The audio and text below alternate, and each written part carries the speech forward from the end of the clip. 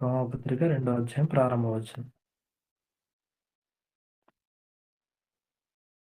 కాబట్టి తీర్పు తీర్చు మనుషుడా, నీవెవడవైనను సరే నిరుత్తరుడువై ఉన్నావు.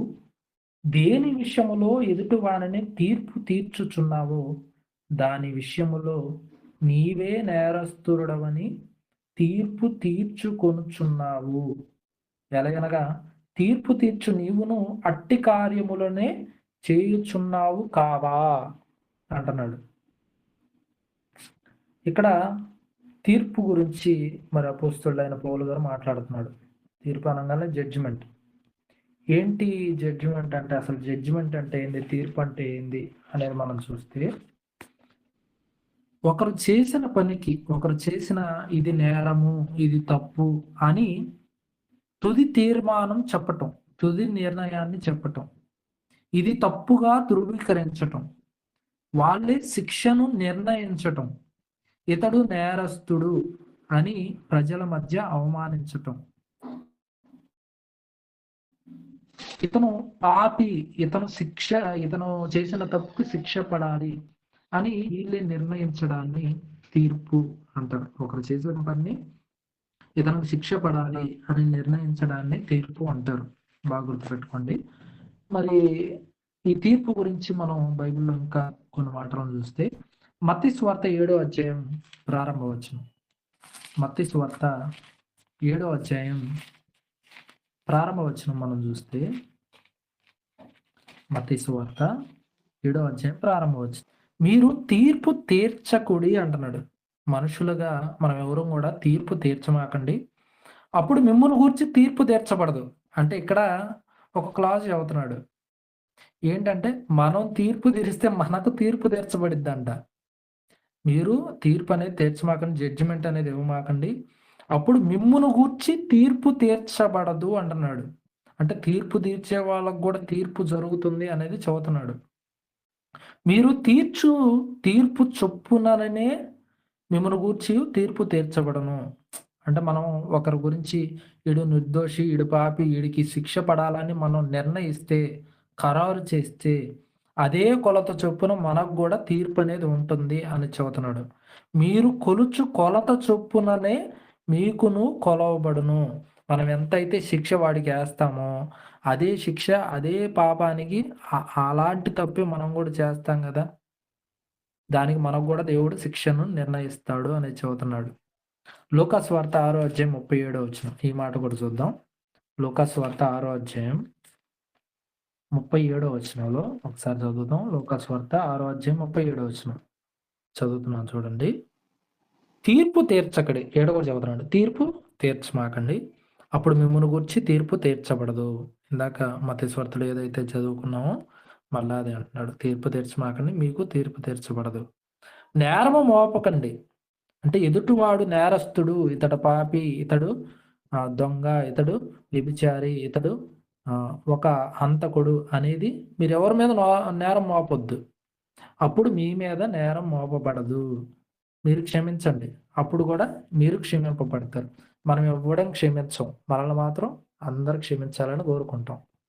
ఇప్పుడు దేవుడు ఒక ఫార్ములా చెబుతున్నాడు. మన ఎడలు ఎవరైతే తప్పు చేస్తారో వాళ్ళను మనం క్షమిస్తే దేవుడు మనల్ని క్షమిస్తాడంట. ఇప్పుడు ఆయన కుమారుడైన యేసు రక్తం మనందరి పాపాలను కూడా క్షమించబడ్డాం కదా, మనందరిని కూడా క్షమించాడు కదా. మనం ఏదో ఉత్తమోత్తములం అని క్షమించాడా? మనం ఏదో పెద్ద పెద్ద కొండల పగలగొట్టే అంత విశ్వాసం గలవాళ్ళం అని మనల్ని క్షమించాడా? మనం ఏదో గొప్ప భక్తులమని మనల్ని క్షమించాడా? కాదు కదా.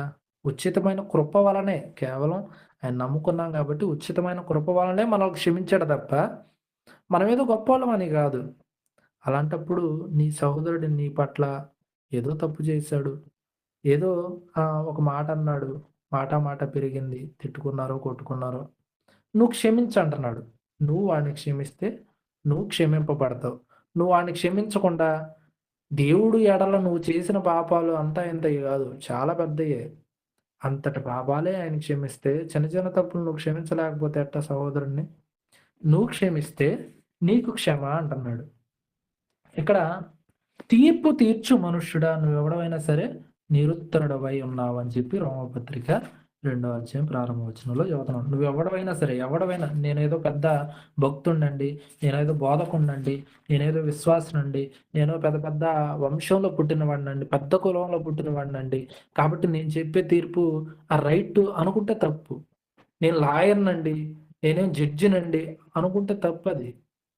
నువ్వెవడవైనా సరే, ఎవడవైనా సరే నువ్వు నిరుత్తరుడివై ఉన్నావు. నిరుత్తరుడివైన అంటే నువ్వు సైలెంట్‌గా ఉండాలంటే ఆ విషయంలో.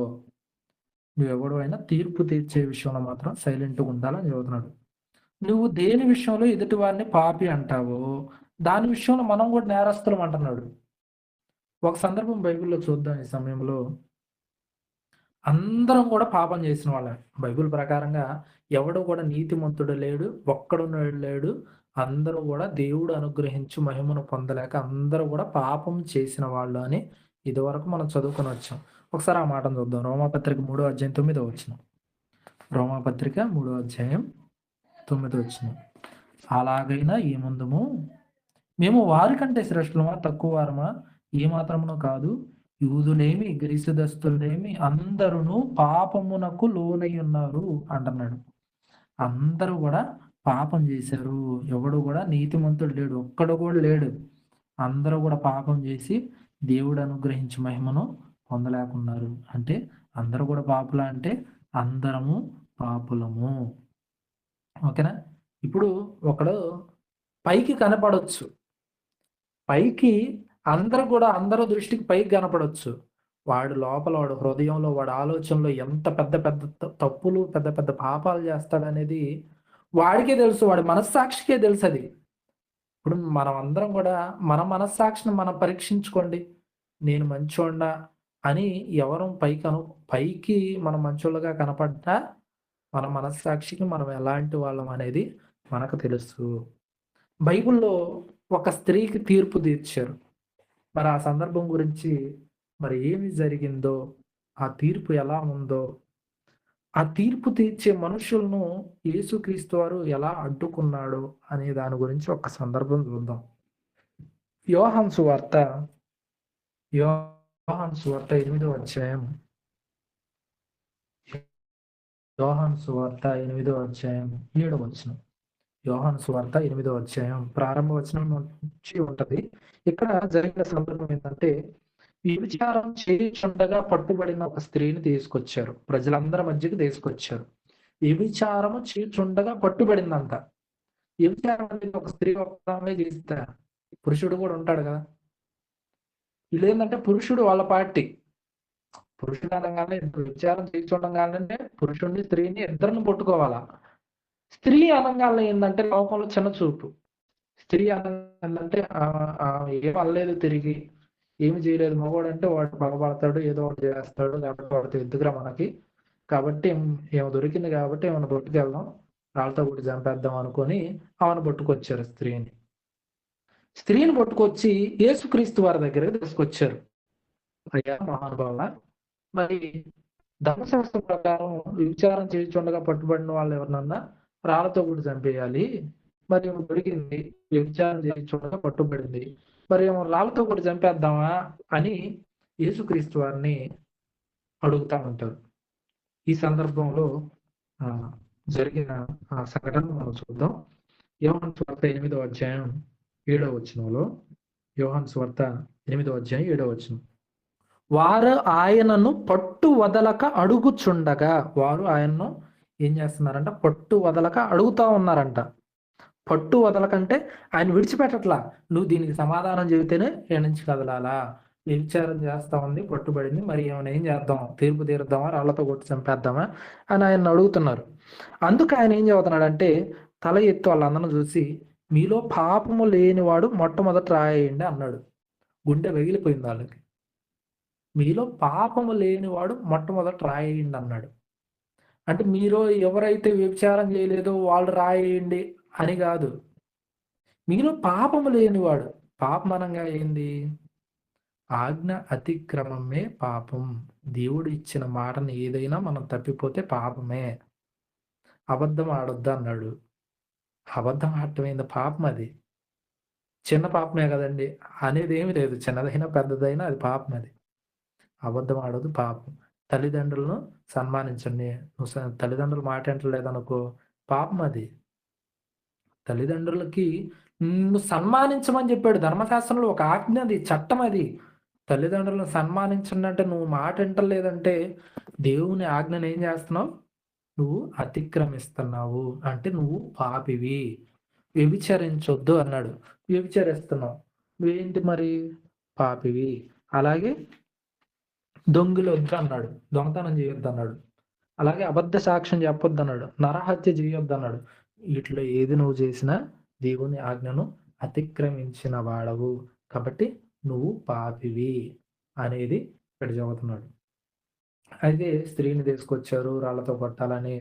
అంటే యేసుక్రీస్తు వారు చెప్పిన మాట, మీలో పాపము లేనివాడు, అంటే నువ్వు ఏ పాపం నేను చేయలేదయ్యా పుట్టిన కాడి నుంచి ఇప్పటిదాకా అనుకున్న వాళ్ళు, అబద్ధం ఆడిన వాళ్ళు ఉన్నారా, అబద్ధ సాక్ష్యం చెప్పని వాళ్ళు ఉన్నారా, దొంగతనం చేయని వాళ్ళు ఉన్నారా, నరహత్య చేయని వాళ్ళు ఉన్నారా, వ్యభిచారం చేయని వాళ్ళు ఉన్నారా అంటే అందరూ కూడా పాపం చేసిన వాళ్ళు ఏదో ఒక రూపంలో.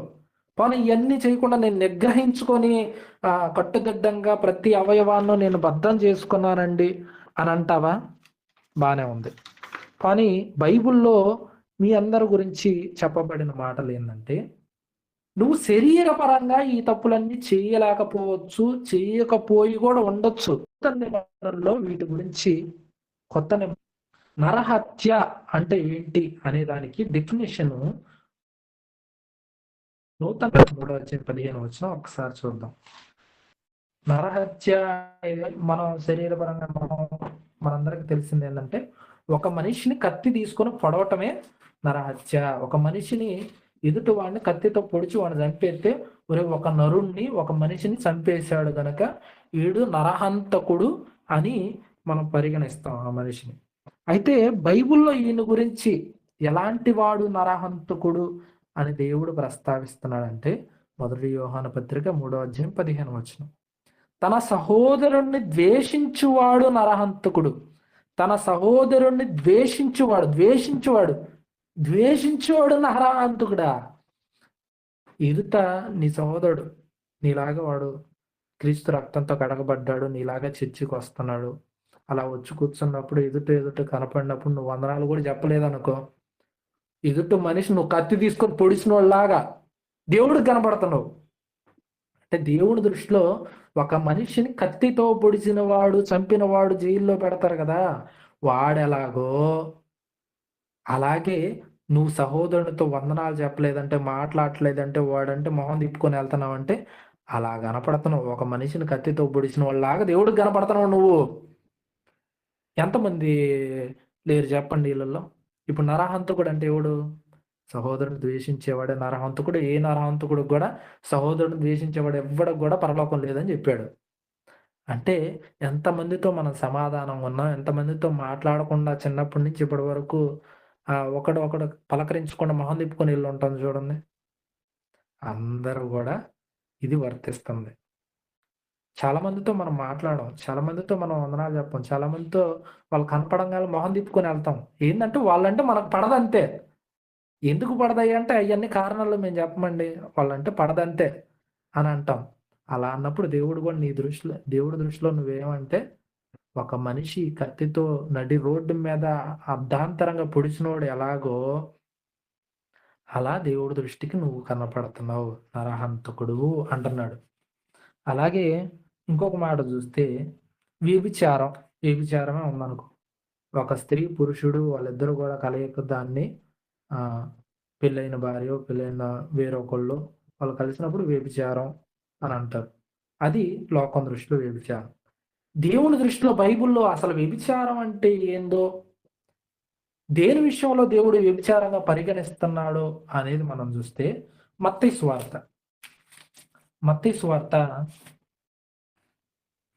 రాసిన సువార్త 5:28 చూద్దాం. మత్తయి సువార్త 5:28 ఒకసారి చదువుతాను. అందరూ బైబిల్ తీసి చూడండి. మత్తయి సువార్త 5:28 ఏది వ్యభిచారం అంటున్నాడంటే, నేను మీతో చెప్పున్నదేమనగా, ఒక స్త్రీని మోహపు చూపుతో చూచు ప్రతివాడు అప్పుడే తన హృదయములో ఆమెతో వ్యభిచారం చేసిన వాడగును. ఒక స్త్రీని చూసావు, అబ్బాయి ఈ అమ్మాయి చాలా బాగుందిరా అని నువ్వు హృదయంలో ఆమెని ఊహించుకున్నావు. ఏం చేయలా, ఊహించుకున్నావు. ఇంకా నువ్వు వెళ్ళలేదు, పట్టుకోలేదు, మాట్లాడలేదు, ఏమీ చేయలా. చూసావు అమ్మాయిని, హృదయంలో అనుకున్నావు. అప్పుడు నువ్వు దేవుడి దృష్టిలో ఎలా కనపడుతున్నావు తెలుసా? నువ్వు ఒక వ్యభిచారిగా.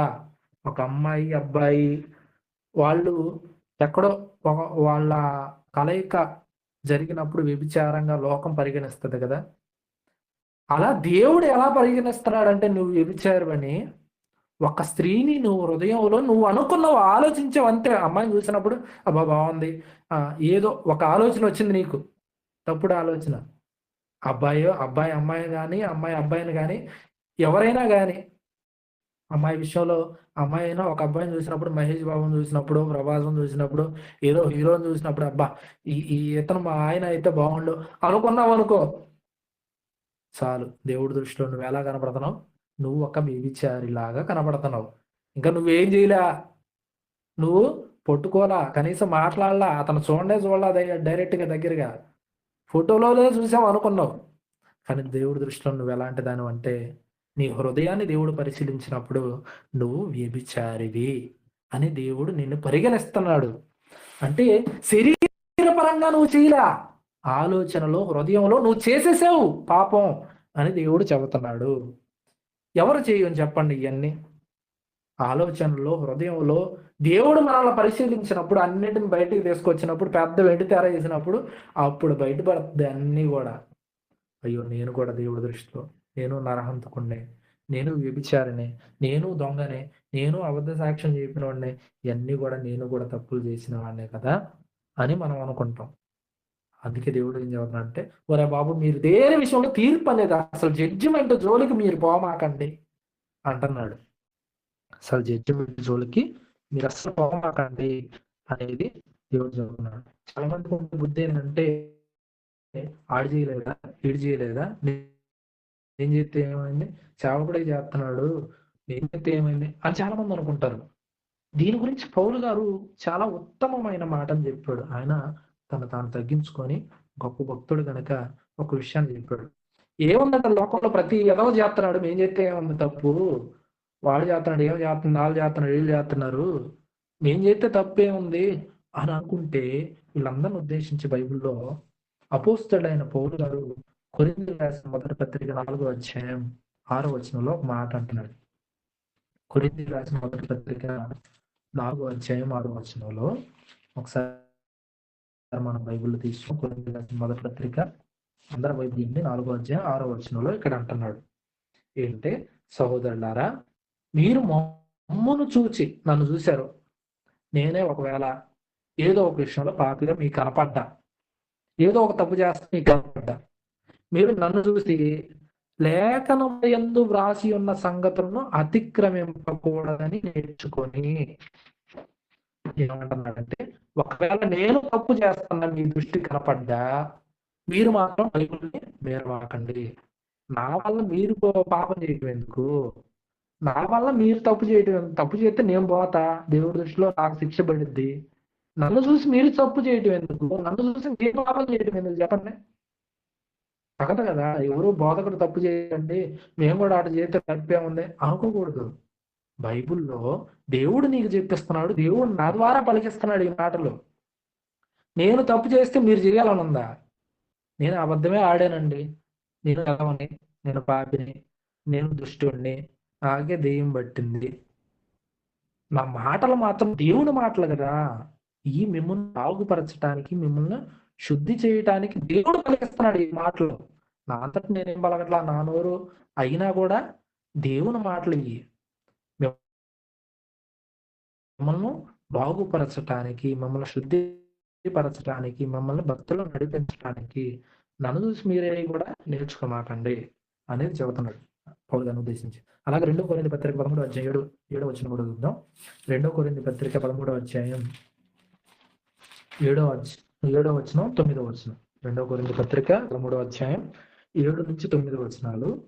మీరు ఏ దుష్కార్యమైనను చేయకుండా వలనని, ఏ తప్పు కూడా, ఏ పాపం కూడా మీరు చేయకూడదని దేవుణ్ణి ప్రార్థించుతున్నాము.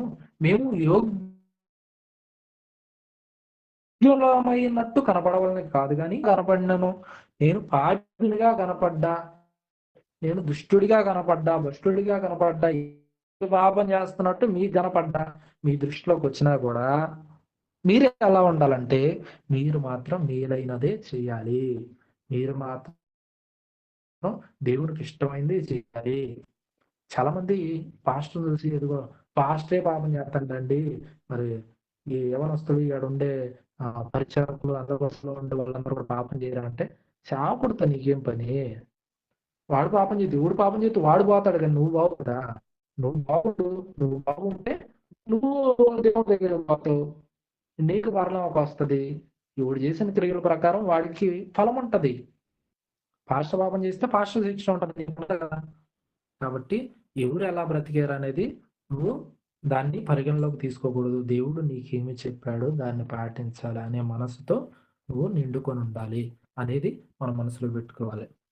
ఎందుకు తీర్పు తీర్చొద్దు అన్నాడు? అసలు దేవుడు తీర్పు అనే జోలికి ఎందుకు పోవద్దు అన్నాడంటే, తీర్పు విషయంలో చాలా అవకతవకలు అనేది జరుగుతాయి.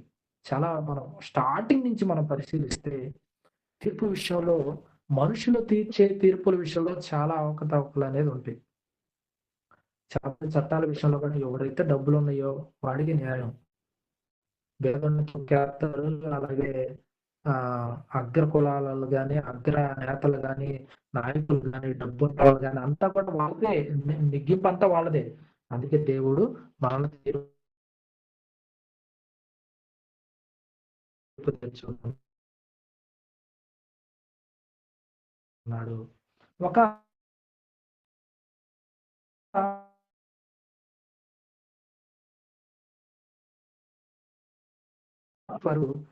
వాళ్ళ భార్య జరిగిన సందర్భం ఏంటంటే, ఆమె ఒంటరిగా ఉంది, యోసేపు మీద కన్నేసింది, రోజు కూడా మాట్లాడాలని ట్రై చేస్తుంది. యోసేపు వచ్చాడు సమయానికి, యోసేపు ఎవరు లేరని చెప్పి యోసేపుని పిలిచింది. అతను నాతో నువ్వు ఉండాలని చెప్పి, నాతో కలవాలని చెప్పి అతను బలవంత పెట్టింది. అతను ఇది తగదు, దేవుడికి ఇది నచ్చదని చెప్పి అతను పారిపోవటానికి ప్రయత్నిస్తే, అతను వస్త్రపు చెంగుని దాన్ని పట్టుకొని, ఇదిగో యోసేపు నన్ను అవమానపరచడానికి, నన్ను పాడు చేయడానికి వచ్చాడని చెప్పి మొత్తానికి అందరికి ప్రచారం చేసింది. అలా ప్రచారం చేసినప్పుడు వెంటనే చట్టాలు నిజాన్ని జరిగింది, నిజంగా ఇతను వెళ్ళాడా, ఇతను ఎలాంటోడు, నిజంగా ఆమెను కొట్టుకున్నాడా, ఏం ఆలోచించరు. తీసుకెళ్లి యోసేపుని చేసాలే వేశారు. సంవత్సరాలు ఒక అమాయకుడు, ఏ పాపం చేయనివాడు, ఏ నేరం చేయనివాడు శిక్ష అనుభవించాడు. మనుషుల చట్టాలు ఇలా ఉంటాయి. యోసేపు చేయని తప్పుకి, పాపానికి శిక్ష అనుభవించాడు. కాబట్టి చాలా మంది వాళ్ళు ఏ తప్పు చేశారు, ఏ పాపం చేశారో అంటే నోరు ఉంది కదా అని చెప్పి వాడు వ్యభిచారి, వాడు పాపి, వాడు దుర్మార్గుడు, వాడు ద్రోహి అని చెప్పి నానా మాటలు మన నోటి నుంచి వస్తానే ఉంటాయి. ప్రతి వాళ్ళ నోటి నుంచి నాలుక అనేది ఆధారపడతా ఉంటది. ఈ నాలుగు చిచ్చు పెట్టేది పాతాల నుంచి చిచ్చు పెడతారంట ఈ నాలుగుకి. కాబట్టి మనం నాలుకను చాలా భద్రం చేసుకోవాల్సమా. ఎందుకంటే బైబిల్లో దేవుడు ఏం చెప్పాడంటే, అసలు నీకు తీర్పు అనేది, నీకు జడ్జిమెంట్ అనేది, నీకు తీర్పు అనేది జరుగుతుంది అనేది. అవునా, మన మాటలను బట్టే తీర్పు ఉంటదంటే, చాలా మందికి తీర్పు అనేది మాటలను బట్టే ఉంటదని చెప్పి దేవుడు చెప్పాడు. మత్తయి సువార్త 2:37 చూద్దాం. మత్తయి సువార్త 2:37 ఒకసారి చూస్తే, మత్తయి సువార్త 2:37 నీ మాటను బట్టి నీతిమంతుడు అని, అలాగే తీర్పు నొందుదువు అంటున్నాడు. నీ మాటను బట్టి నీతిమంతుడు అని తీర్పు నొందుదువు, నీ మాటను బట్టియే అపరాధి అని తీర్పు నొందుదువు. అంటే నువ్వు మంచోడువా చెడ్డోడువా అని తీర్పు తీర్చాల్సింది ఏంటంటే నీ మాటే. ఎంతమందిని పాపులు అన్నావు, ఎంతమంది దుర్మార్గులు అన్నావు, ఎంతమందిని వ్యభిచారులు అన్నావు. ఇంటి దగ్గర కూర్చొని కుదిరిగి ఏమంటారండి అమ్మాయిలు కానీ అబ్బాయిలు కానీ, ఎవ్వడికి ఏదో అక్కడ పక్కనోడి మీదే కాన్సన్ట్రేషన్ అనమాట. కాన్సన్ట్రేషన్ అంతా కూడా పక్కనోడి మీదే. మన కంట్లో ఉండే దూలాన్ని మనం చూసుకోం కానీ పక్కనోడి కంట్లో చిన్న నలుసు ఉంటది. వాడి గురించి నీకు తెలుసా బ్రదర్, ఇదిగో వాళ్ళ గురించి నీకు తెలుసా సిస్టర్, ఇదే వాళ్ళ టాపిక్ అంతా అదే. వాళ్ళు ఎలా ఉన్నారు, వీళ్ళు ఎలా ఉన్నారు, వీళ్ళు ఎలా ఉన్నారు, నేను ఎలా ఉన్నానని ఎవ్వడు కూడా పరిశీలించుకోడు. దేవుని దృష్టికి నేను ఎలా ఉన్నాను, నేను బాగున్నానా, నా మాటలు బాగున్నాయా, నా ప్రవర్తన బాగుందా, నా క్రియలు బాగున్నాయా, అలాగే మా పిల్లలు బాగున్నారా, మా భర్త బాగున్నాడా, ఏమి ఎవ్వడు కూడా పరిశీలించుకోడు. ఇదిగో ఆమె ఎట్లా ఉంటుందో నీకు తెలుసా, ఆయన ఎలా ఉంటాడో నీకు తెలుసా అని చెప్పి ఇంక కొంచెం లేనిపోనివన్నీ కూడా సృష్టిస్తా ఉంటారు. లేనిది పుట్టింపకూడదు అన్నాడు. అందుకే దేవుడు లేనిది పుట్టింపకూడదు. లేనిది పుట్టించావా, తీర్పు తీర్చావా, నీకుంది. నువ్వెంత కొలత అయితే కొలిచి ఇచ్చావో అంతే కొలత మనకు కూడా కొలవబడుతుంది అనేది చెప్పాడు. ఓకేనా? మన మాటలను బట్టి క్రియలను బట్టి అది అనుకోండి. ఇప్పుడు ఏదో మీటింగ్కి వచ్చారనుకో, ఏందండి ఏమి మంచి భోజనాలు పెట్టలేదు, చికెన్ పెట్టలేదు, మటన్ పెట్టలేదు, ఏం వచ్చిన కాడి నుంచి ఏదో ఒకటి సనుగుతానే ఉంటారన్నమాట. ఏదండి ఏదో క్లాస్ పెట్టారు, గంటలు గంటలు చదువుతున్నారు వీళ్ళు అని అనుకుంటారు. దేవుడు మాటలు వినేటప్పుడు కూడా, దేవుడు మాటలు వినపడేటప్పుడు ఏంది ఈ సోది అంతా అని కొంతమంది అనుకుంటూ ఉంటారు. అంటే దేవుని మాటలకు మన చెవులు ఇవ్వంగానే ఏదో ఒక విషయంలో మనం సనుక్కుంటా ఉంటారు, గొనుక్కుంటా ఉంటారు, గొనుగుతా ఉంటారు. దీని విషయంలో మరి ఒకసారి మనం చూస్తే యాకోబు పత్రిక 5వ అధ్యాయం 9వ వచనం. యాకోబు పత్రిక 5వ అధ్యాయం చూస్తే, యాకోబు పత్రిక 5వ అధ్యాయం 9వ వచనం. ఇక్కడ అంటున్నాడు, సహోదరులారా మీరు తీర్పు పొందకుండా నిమిత్తం, అయ్యా మీకు తీర్పు రాకుండా ఉండాలంటే ఒకని మీద ఒకడు సనుక్కోమాకండి. వాళ్ళు అలాంటి వాళ్ళు, ఇలాంటి వాళ్ళు, అవి ఏమి వద్దు మనకి. సనుగుళ్ళు వద్దు, గొనుగుళ్ళు వద్దు. నువ్వు నీకు తీర్పు అనేది రాకుండా ఉండాలంటే, తీర్పు అనేది రాకుండా ఉంటుందా బ్రదర్ అంటే, తీర్పు అనేది రాకుండా కూడా ఉంటుంది. రాకుండా ఉండాలంటే ఏం చేయాలి బ్రదర్ అంటే, నోరు జాగ్రత్త పెట్టుకో, క్రియలు జాగ్రత్తగా పెట్టుకో, సనుక్కోమాకు, నీ ప్రవర్తన విషయంలో నువ్వు జాగ్రత్తగా ఉండు అనేది చెప్పాడు. అయితే మనకు తీర్పు ఉండదని బైబిల్లో ఎక్కడ ఉందా అంటే అది కూడా ఉంది. దాని గురించి మనం చూద్దాం. మన మనకు తీర్పు ఉందా అంటే మనకు తీర్పు లేదనే దాని గురించి ఎలా ఉంటే తీర్పు ఉండదు అనేది కూడా చెబుతాను. రోమపత్రిక 8వ అధ్యాయం ప్రారంభవచనం చూద్దాం. రోమపత్రిక 8వ అధ్యాయం ప్రారంభవచనం. తీర్పులో నుంచి మనం దాటుకోగలం అంటే దాటుకోగలం. మాటలు బాగుండాలి, క్రియలు బాగుండాలి, సనుక్కోకుండా ఉండాలి. రోమపత్రిక 8వ అధ్యాయం ప్రారంభవచనం. కాబట్టి ఇప్పుడు క్రీస్తునందున్న వారికి ఏ శిక్షా విధి లేదు. క్రీస్తునందున్న వారికి నువ్వు ఉన్నవా క్రీస్తునందు? నీ మాటలు బాగున్నాయా, నీ క్రియలు బాగున్నాయా, నీ వినికిడి బాగుందా, నడక బాగుందా, నీ ప్రవర్తన అంతా బాగుందా? దేవుని ఎడల నువ్వు ఏ పాపం చేయకుండా నిగ్రహించుకొని దేవుని మాటలు పాటిస్తూ నువ్వు బ్రతుకుతున్నావా? నీకు తీర్పు లేదంటున్నాడు. నీకు తీర్పు రాకుండా ఉండాలంటే నీ క్రియలు బాగుండాలి, నీ మాటలు బాగుండాలి.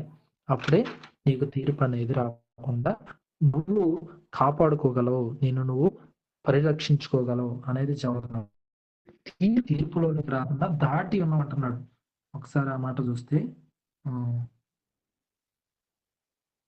యోహాను సువార్త 5వ అధ్యాయం 24వ వచనం. నా మాట విని నన్ను పంపిన వాని యందు విశ్వాసం ఉంచువాడు నిత్య జీవం గలవాడు. వాడు తీర్పులోనికి రాక మరణములో నుండి జీవములోనికి దాటి ఉన్నాడు. తీర్పులోనికి రాక అంటే తీర్పును తప్పించుకునే అవకాశం కూడా ఉందా అంటే అవకాశం కూడా దేవుడు కల్పించాడు. తీర్పులోకి రాకుండా తప్పించుకునే అవకాశాన్ని దేవుడు కల్పించాడు. కాబట్టి ఏం చేయాలంటే తీర్పులోనికి రాకుండా జీవంలోకి తప్పించుకోవాలంటే నా మాట వినాలి అంటున్నాడు. అంటే బైబిల్లో రాయబడిన ప్రతి మాటను కూడా మనం ఫాలో అవ్వాలి, దాన్ని పాటించాలి, అలా నడుచుకోవాలి. నా మాట విని నన్ను పంపిన వాని యందు విశ్వాసం ఉంచువాడు వాడికి నిత్య జీవం గలవాడు. వాడు తీర్పులోనికి రాడు, వాడికి జడ్జిమెంట్ ఉండదు. వాడు తీర్పులోనికి రాక మరణములో నుండి జీవములోనికి అంటే మనం పరదేశుకు నెమ్మది పొందే స్థలానికి దాటిపోతాము, అగ్నిగుండంలో మనం పడము. కాబట్టి తీర్పులోనికి వెళ్తావు, తీర్పులో నుంచి దాటపడతావు, నీ చేతిలో ఉంది, మన చేతిలో ఉంది అది. కాబట్టి మన ప్రతి క్రియ, ప్రతి నడక, ప్రతి వినికిడి, అన్ని విషయాల్లో మనం చాలా జాగ్రత్తగా బైబిల్ను ఫాలో అవ్వాలి. నా మాట వినంటే క్రీస్తు మాట విని, బైబిల్ మాట విని మనం బ్రతకాలి. అప్పుడు మనకు తీర్పు ఉండదు. క్రీస్తునందుండి వారికి ఏ శిక్ష, విధి లేదు. మరి క్రీస్తులో మనం ఉన్నామా? క్రీస్తు చెప్పిన మాటలు మనం పాటిస్తున్నామా? క్రీస్తు చెప్పిన విధంగా మనం ఉండగలుగుతున్నామా? మన కళ్ళను మనం నిబంధన చేసుకొని, ఇప్పుడు యోబు గారున్నారు. నేను నా కళ్ళతో నేను నిబంధన చేసుకున్నాను. కన్యకను నేను ఎలా చూస్తాను? ఒకడిని చూసి నేను ఒక స్త్రీ పురుషుడిని గాని, పురుషుడు స్త్రీని గాని వాళ్ళ పట్ల మోహపు చూపు చూడకుండా యోబు గారు ఏం చేశారంటే కళ్ళతో నిబంధన చేసుకున్నాడు. కళ్ళను కంట్రోల్ చేసుకుంటున్నాడు. మనం కళ్ళను కంట్రోల్ చేసుకోవాలా, మాటలను కంట్రోల్ చేసుకోవాలా, నోరును కంట్రోల్‌లో పెట్టుకోవాలా, మన అవయవాలను కంట్రోల్ పెట్టుకోవాలా. అది మరి చెప్పాలంటే మన ఆత్మను మనం నిగ్రహించుకొని బ్రతకాలి. యోసేపు గారు ఎలా అయితే పోతీఫర్ భార్యతో వ్యభిచారం చేయకుండా, ఆమెను అనుభవించకుండా ఎలా అయితే తన అవయవాలను కట్టుదిట్టంగా కాపాడుకున్నాడో, అలా మనమందరం కూడా మన అవయవాలను మనం కాపాడుకోవాలి. అది చెబుతున్నారు. ఇంతకు తీర్పు తీర్చేది ఎవరు? చివరగా తీర్పు తీర్చేది ఎవరు అనే దాని గురించి మనం మాట్లాడుకొని రోజు ముగించుకుందాం. తీర్పు జరుగుతుందా అనే దాని గురించి కూడా మాట్లాడుకుందాం. తీర్పు తీర్చేది ఎవరంటే త్వరగా చెప్తాను. 10 నిమిషాలు ముగిచ్చేస్తాను. యోహాను సువార్త 5:22. యోహాను సువార్త 5వ అధ్యాయం 22వ వచనంలో తండ్రి ఎవనికిని తీర్పు తీర్చడు గాని, తండ్రి ఎవరికి తీర్పు తీర్చడు గాని, తండ్రిని గణపరచునట్లు అందరూ కూడా కుమారుని గణపరచవలనని తీర్పు తీర్చుటకు సర్వాధికారం కుమారునికి అప్పగించి ఉన్నాడు. మనకు తీర్పు తీర్చేది ఎవరంటే యేసుక్రీస్తు వారు. యేసుక్రీస్తు వారు తీర్పు తీరుస్తాడు. ఇంకెవరైనా తీర్పు తీరుస్తారంటే మనము కూడా, అంటే పరిశుద్ధులు ఎవరైతే దేవుణ్ణి నమ్మి విశ్వసించి ఆయనకి ఇష్టలుగా బ్రతుకుతారో, క్రీస్తు రక్తంతో కడగబడి పరిశుద్ధులుగా సంఘంగా ఏర్పడ్డారో, మనము కూడా తీర్పు తీర్చే అవకాశాన్ని మనకు కూడా ఇచ్చాడు. ఆ మాటను చూస్తే 1 కొరింథీ పత్రిక 6వ అధ్యాయం, 1 కొరింథీయులకు రాసిన పత్రిక 6వ అధ్యాయం 2, 3 వచనాలు. 1 కొరింథీ పత్రిక 6వ అధ్యాయం 2, 3 వచనాలు. పరిశుద్ధులు లోకమునకు తీర్పు తీర్చుదురని మీరు ఎరుగరా అంటున్నాడు. పరిశుద్ధులు అంటే ఎవరు? క్రీస్తు రక్తంతో కడగబడిన వాళ్ళు. పరిశుద్ధులు లోకానికి తీర్పు తీరుస్తారంట. అంటే దేవునికి ఇష్టంగా లేని ప్రతి జనాంగానికి అందరూ కూడా మనం తీర్పు తీరుస్తాం. లోకానికి తీర్పు తీర్చేవాళ్ళం అంటున్నాడు. అలాగా దేవదూతలు, ఎవరైనా దేవదూతలు తప్పు చేసినప్పుడు, పాపం చేసినప్పుడు వాళ్ళు కట్టిక చీకటి గల బిలాల్లో దేవుడు బంధిస్తాడు కదా. అలా మనం దేవదూతలకు కూడా తీర్పు తీర్చడానికి పరిశుద్ధులకు అవకాశాన్ని దేవుడు కల్పించాడు. అంటే యేసుక్రీస్తు వారు తీర్పు తీరుస్తాడు. అలాగే ఆయన నమ్ముకొని, ఆయన విశ్వసించి, ఆయన రక్తంతో కడగబడి పరిశుద్ధులుగా సంఘంలోకి వచ్చిన మనం కూడా తీర్పు తీర్చే అవకాశాన్ని దేవుడు కల్పించాడు. ఇప్పుడు తీర్పు అనేది ఇప్పుడు జరుగుతుందా? జడ్జిమెంట్ అనేది ఇప్పుడు అనే దాని గురించి చివరిగా మాట్లాడుకొని ముగించుకున్నాం. అసలు జడ్జిమెంట్ అనేది ఎప్పుడు ఉంటది? తీర్పు అనేది ఎప్పుడు ఉంటదంటే, తీర్పు అనేది ఇప్పుడు యేసుక్రీస్తు వారు రెండో రాకళ్ళ కదా, అప్పుడు సంగతి కదా. అప్పుడు దాకా ఎవడు మనల్ని ఆపేవాడు లేడు, అడ్డు లేదు, అదుపు లేదు. మనం ఎట్ట కావాలంటే అట్ట బ్రతుకుదాం, తిందాం, తాగుదాం, పడుకుందాం, చివరకు పోదాం. దేవుడు లేడు, దెయ్యం లేదు, ఏముందిలే బ్రదర్ అంతా కూడా అన్నట్టు చాలామంది అనుకుంటారు. మనకి కమ్మగా డబ్బులున్నాయి, సరదాగా ఉన్నంతకాలం హ్యాపీగా బ్రతికి సోలో జీవితం, తిన్నంతకాలం తిందాం, తాగినంతకాలం తాగుదాం, పోయేటప్పుడు అందరూ పోవాల్సిందే కదా, మనం కూడా పోదాం అనుకొని చాలామంది ఇలాగే వాళ్ళ సమయాన్ని మొత్తం కూడా వ్యర్థం చేస్తుంటారు. తీర్పు అనేది ఎప్పుడు ఉంటుందని చెప్పాడంటే బైబిల్‌లో, తీర్పు అనేది ఎప్పుడు ఉంటుందనే దాని గురించి యోహాను సువార్త 12వ అధ్యాయం 31వ వచనం చూద్దాం. చాలా జాగ్రత్తగా చూడండి ఈ మాట. యోహాను సువార్త 12వ అధ్యాయం, యోహాను సువార్త అందరి బైబిల్ తీయండి. యోహాను సువార్త 12వ అధ్యాయం 31వ వచనం చూస్తే, నేను చదువుతాను జాగ్రత్తగా, ప్రతి ఒక్కరు కూడా గమనించండి ఈ మాటను. యోహాను సువార్త 12:31. ఇప్పుడు ఈ లోకానికి తీర్పు జరుగుతున్నది. ఇప్పుడు ఈ లోకానికి, ఇప్పుడంటే ఎప్పుడు? ఇప్పుడంటే ఆ క్షణాన్నే తీర్పు జరుగుతుంది. లోకానికి తీర్పు జరుగుతుందని చెప్పాడు. లోకం అంటే లోకంలో ఉండే చెట్లు, పొట్లు, పక్షులు, జంతువులని కాదు. లోకంలో ఉండే మనుషులకు జడ్జిమెంట్ అనేది ఎప్పుడో యేసుక్రీస్తు వారు వచ్చే రెండో రాకలో జరుగుతుంది అనుకోమాకండి. ఎందుకంటే యోబు గ్రంథం 21:13లో ఒక మాట అంటాడు. యోబు గ్రంథం 21:13 ఏమంటాడంటే, వాళ్ళు శ్రేయస్సు కలిగి తమ దినాలు గడుపుతారు, ఒక్క క్షణములోనే పాతాళానికి దిగుదురు అంటున్నాడు. శ్రేయస్సుతో మంచిగా తినటం, తాగటం, పడుకోవటం, చిందులేయటం, ఎగరటం అన్నీ కూడా చేస్తారు. శ్రేయస్సులు అన్నీ ఆరోగ్యంగా కావాల్సిన డ్రై ఫ్రూట్స్ తింటారు, తాగుతారు, ఏదైనా చేయని. శ్రేయస్సు కలిగి భూమి మీద బాగా బతకొచ్చు. వాళ్ళు శ్రేయస్సు కలిగి తమ దినాలు గడుపుతారు, బాగానే ఉంటుంది. అప్పుడు అంతా కూడా ఏమనిపించదు, దేవుడు లేడు, దెయ్యం లేదు అనిపించవచ్చు. కానీ ఒక్క క్షణం చనిపోయిన ఒక్క క్షణంలోని నీకు అన్నీ కూడా తెలియపడతాయి. దేవుడేందో, దెయ్యం ఏందో, పాతాళం ఏందో, నరకం ఏందో అన్నీ కూడా నీకు అర్థమైపోతాయి. వాళ్ళు శ్రేయస్సు కలిగి తమ దినాలు గడుపుతారు. ఒక్క క్షణం ఓన్లీ 1 సెకండ్‌లో పాతాళానికి దిగిపోతాం అంటున్నాడు. పాతాళానికి దిగిపోతావు. అంటే పాతాళంలో వామ్మో! నేను చేసిన తప్పుకి ఇంత శిక్ష అనేది అప్పుడు అర్థమవుతది. మరి ఏందండి ఇంకా యేసుక్రీస్తు వారు రాలేదు, రెండో రకాలు జరగలేదు. అప్పుడే ఈళ్ళు ఎవడు తప్పు చేశాడో, ఎవడు మంచి చేశాడో దేవుడు డిసైడ్ చేశాడంటే అప్పుడే డిసైడ్ అయిపోయింది. చేసిన తప్పును బట్టి వెంటనే నరకానికి పంపించటం కూడా అయిపోయింది. ధనవంతుడు పాపం చేశాడు, లాజరు దేవునికి ఇష్టంగా బ్రతికాడు. వెంటనే డిసైడ్ అయిపోయింది గనక ఒక్క క్షణంలోనే వాళ్ళ పాతాళానికి దిగిపోయిన తర్వాత నరకము, పాతాళంలో పరదేశం అనేది డిసైడ్ అయిపోయిందంటే భూమి మీదే వాళ్ళు చేసే మంచి చెడులకు తీర్పు అనేది జరిగిపోతుంది అని చెప్పాడు. జడ్జిమెంట్ అనేది అయిపోతుందంటే జడ్జిమెంట్ అనేది జరిగిపోతుంది. ఎవరండి జడ్జిమెంట్ అనేది నిర్ణయిస్తారు? ఎవరండి జడ్జిమెంట్ తీర్పు తీరుస్తారంటే యేసుక్రీస్తు వారు రెండో రాకడలో వచ్చే తర్వాత కాదు. ఆయన చెప్పిన మాట ఉంది చూసావా? భూమి మీద ఆయన బ్రతుకున్నప్పుడు 33.5 సంవత్సరాలు ఆయన చెప్పిన ప్రతి మాటే తీర్పు అనేది తీరుస్తుంది. ఆ మాటలన్నీ కూడా ఎక్కడ రాయబడ్డాయంటే బైబిల్‌లో. ఓన్లీ దేవుడు స్వయంగా రాయించిన గ్రంథం ఏందంటే అది కేవలం బైబిలు. ఒకసారి ఆ మాటను చూద్దాం. యోహాను సువార్త 12వ అధ్యాయం తీర్పు తీర్చేది ఎవరు అనే దాని గురించి. యోహాను సువార్త 12వ అధ్యాయం 48వ వచనం. యోహాను సువార్త 12వ అధ్యాయం 48వ వచనం. నన్ను నిరాకరించి, నీకు దేవుడు అంటే నచ్చదు కదా, యేసుక్రీస్తు వారు అంటే నచ్చదు కదా, ఆయనేముందండి తక్కువ కులాల దేవుడు అని నువ్వు అనుకుంటున్నావు కదా. నన్ను నిరాకరించి నా మాటను అంగీకరింపని, అసలు దేవుడి మాటలంటే బైబిల్ వద్దు బ్రదర్ అని చాలామంది అంగీకరించరు కదా.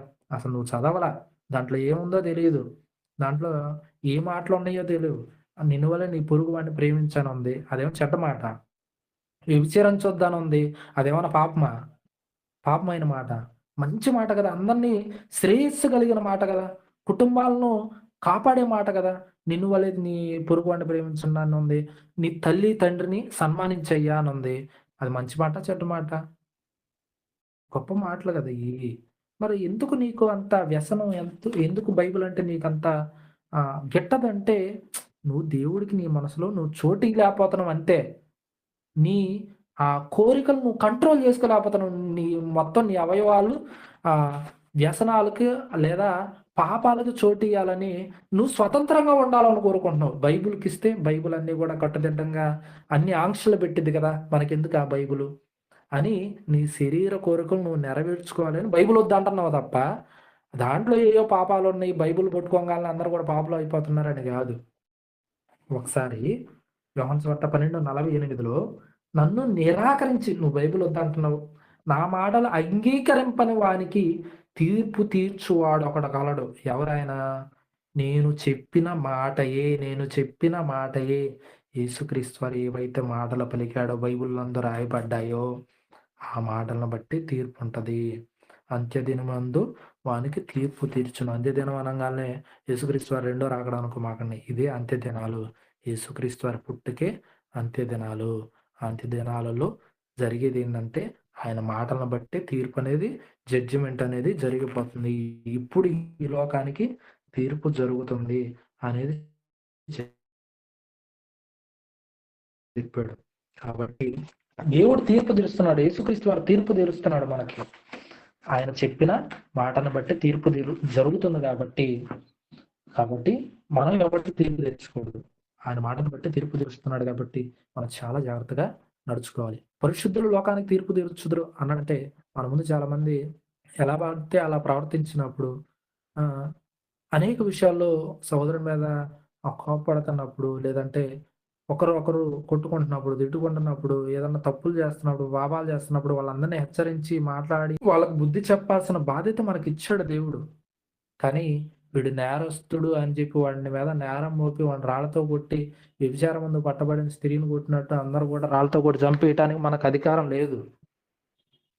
కాబట్టి తీర్పు తీర్చు మనుషుడా నువ్వెవడమైనా సరే, ఎవడైనా లాయర్ గాని, జడ్జి గాని ఎవడైనా సరే, నువ్వు నిరత్రుడివై మౌనంగా ఉండాలి. తీర్పు విషయంలో మన ఊరికి కూడా తీర్పు తీర్చకూడదు.